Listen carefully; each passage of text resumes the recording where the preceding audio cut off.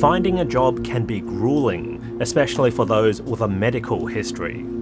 Hey Tiff, it's so good to see you. Welcome into the kitchen. Have a look. How good is this?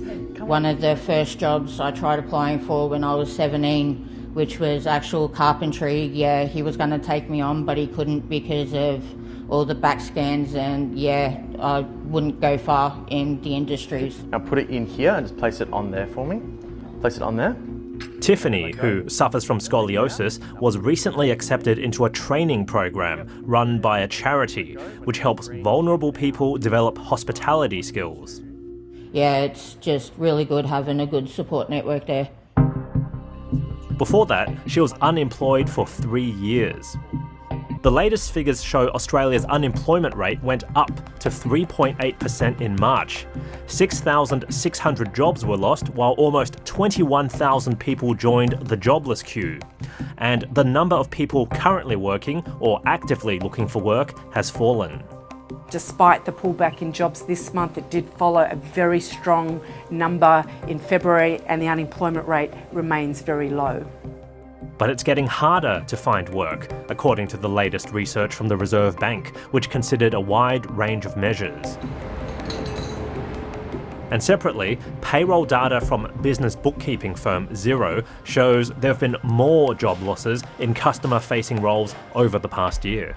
Hospitality is the industry that has fewer staff than a year ago, so they have about 1% fewer jobs. The standout sector at the moment is healthcare. They're recording almost double-digit growth compared to a year ago. Dr. Corbin Barry is also hiring, but is having trouble finding the right staff for his relatively new dental clinic. He's gone from 6 workers down to 4 since the year began. It can be a challenge to try and ensure that they're receiving enough hours. There's only a level that they can grow within the business, so they might jump ship and then go to more larger organisations. Some of his staff are working multiple jobs to keep up with cost of living pressures. And when I wake up, my stress is, can I pay the staff this week? And how can I make sure that I can do that for the long term? This largely depends on what the Reserve Bank does next. I don't think they'll be in any urgency to start cutting rates. At the start of this year, markets were betting the Reserve Bank would cut interest rates 2 or 3 times before Christmas. But given inflation isn't coming down quickly enough and the jobs market is still very strong, there are now doubts about whether these rate cuts will even happen at all this year. You see what I'm talking about? And then Which wouldn't be good for Rick Cohen. He needs to see his costs fall before his charity can hire more people like Tiffany in his training program.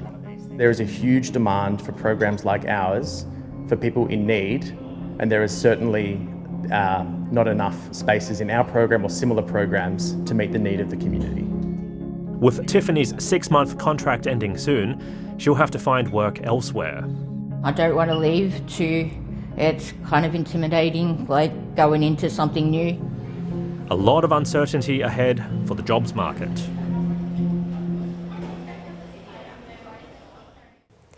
To the share market, which lifted slightly after the job number printed as expected. The ASX 200 and the All Ordinaries both closed up about 0.5%. The Australian dollar is buying 64.5 US cents. While the Aussie lifted slightly against the greenback, senior foreign exchange strategist at NAB, Rodrigo Cattrall, expects it will remain challenged. Rodrigo, the Aussie dollar has rebounded against the weakening US currency. Do you expect the US dollar to remain under pressure so long as uncertainty around rate cuts persist? Well, if anything, at the moment, we think that the US dollar will likely remain well supported. This idea that the Fed is going to keep rates higher for longer, given how well the economy is performing, and given how sticky inflation is proving to be in the US, is keeping a significant support for the US dollar, and that means that the Aussie dollar is likely to remain a little bit under pressure because of it.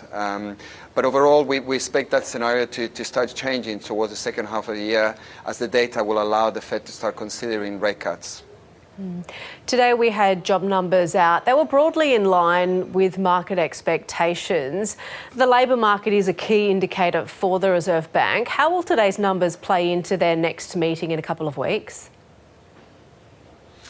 Well, the interesting thing here is that, if you remember, the RBA talked about concerns of the potential weakness in the labour market. And if anything, in the last two prints, we have seen a confirmation that the labour market still remains quite resilient. We saw a reversal of that weakness that we saw during December and January. And now in March is sort of a ratification that the unemployment rate is still pretty steady around 3.8. So overall, it does mean that the outlook, the near-term outlook the RBA has for the labour market is probably a little bit too pessimistic relative to how the data flow has been. But overall, the expectations of the unemployment rate to rise towards 4.2, maybe 4.3 towards the end of the year looks about right, but certainly near-term, not as quickly as what the RBA might have been thinking. There's a growing discussion that we could see a rate cut here before the US Federal Reserve cuts.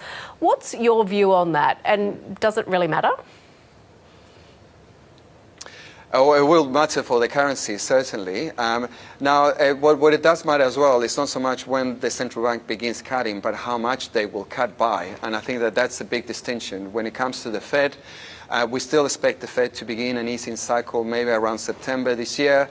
But certainly the fact that the cash rate is so elevated here in the US, the potential for the Fed to cut towards 3% is quite significant, and it's quite a significant reduction in the rates. Whereas here in Australia, we have a cash rate of 4.35, and the potential, if you believe that the Australian economy will achieve a soft landing or basically slow down below trend but never hit a recession, then an RBA cash rate towards 3% is also looks about right here. So less cuts here in Australia if the economy performs as we expect. Rodrigo Catchell, thank you so much for your time. Pleasure.